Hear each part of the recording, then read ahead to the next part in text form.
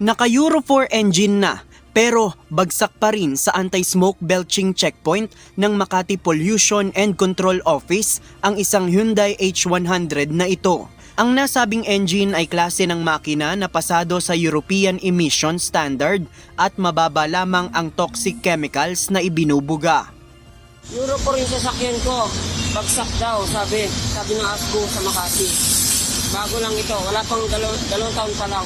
Sa video naman ni Mac Andre Maravilla, makikita na kinuha na umano ang kanyang plaka kahit hindi pa dumaan sa smoke belching testing ang kanyang sasakyan.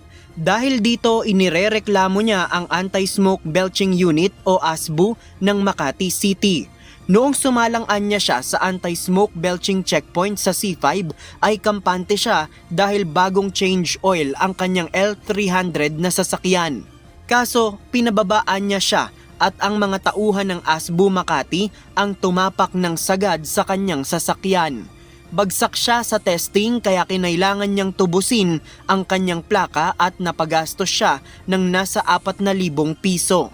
Dagdag na kwento ni Andre, nakaradyo na niya sa mga ASBU ang mga L300 na unit na dadaan sa checkpoint. Paborito niya ng mga ASBU Makati na parahin ang mga L300 dahil wala itong RPM gauge at tapak to the max kapag isinalang na sa testing. Sinusubukan pa ng UNTV na makakuha ng pahayag sa Makati LGU hinggil sa reklamo ng mga motorista. Ang mga anti-smoke belching operation ay isinasagawa upang mabawasan ang polusyon sa hangin na nanggagaling sa mga sasakyan na nagbubuga ng maitim na usok. Nakaayon ito sa Republic Act No. 8749 o ang Philippine Clean Air Act.